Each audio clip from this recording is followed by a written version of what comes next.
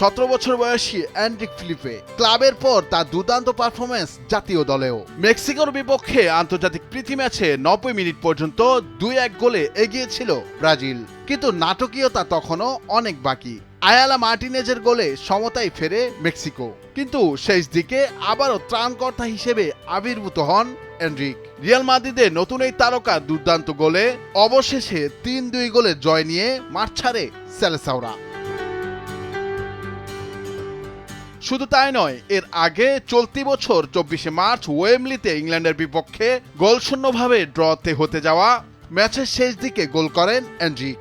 17 বছর বয়সী এই তরুণের গোলে 15 বছর পর ইংলিশদের মাটিতে জয় পায় 5 বারের বিশ্ব চ্যাম্পিয়নরা। এছাড়া গত 27 মার্চ স্পেনের বিপক্ষে প্রীতি ম্যাচে ব্রাজিলের দ্বিতীয় গোলটি করেছিলেন এনরিক। সে ম্যাচটি 3-3 গোলে ড্র হয়। এবারও সেই একই ভূমিকায় এনরিক। ম্যাচের শেষ দিকে ভিনিসিয়াস জুনিয়রের সঙ্গে তার রসায়ন দেখেছে ফুটবল বিশ্ব। ভিনির দারুণ এক ক্রস থেকে দুর্দান্ত হেডে মেক্সিকোর জালে বল চড়ান 17 বছর বয়সী এই তারকা। এনরিকের গোলে দারুণ এক জয়ে কোপা আমেরিকার প্রস্তুতি সারল ব্রাজিল। আগামী 13 জুন দ্বিতীয় প্রীতি ম্যাচে কোপা আমেরিকার আয়োজক মার্কিন যুক্তরাষ্ট্রের মুখোমুখি হবে দরিবাল জুনিয়রের দল। অথচ 5 বারের বিশ্ব চ্যাম্পিয়নরা গত বিশ্বকাপের পর থেকেই ঢুকছিলেন।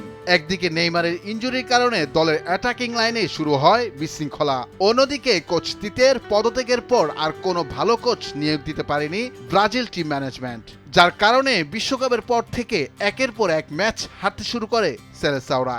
একসঙ্গে টানা 3 ম্যাচও হারতে দেখা গেছে তাদেরকে। এমনকি বিশ্বকাপ বাছাই পর্বে পয়েন্ট টেবিলের নিচের দিকেই রয়েছে 5 বারের বিশ্ব চ্যাম্পিয়নরা। দক্ষিণ আমেরিকা অঞ্চলের বিশ্বকাপ বাছাইয়ে 6 ম্যাচের মাঝে 3 হারে 7 পয়েন্ট নিয়ে পয়েন্ট টেবিলের 6ষ্ঠ অবস্থানে তারা। তবে আশার বাণী হচ্ছে, নতুন কোচ দারিবালের হাত ধরে নেইমারবিহীন ব্রাজিল আবারও জয়ের ধারায় ফিরতে শুরু করেছে। সবশেষ শক্তিশালী স্পেন ইংল্যান্ডের বিপক্ষে ভিনিসিয়াসদের পারফরমেন্স ছিল উল্লেখ করার মতো।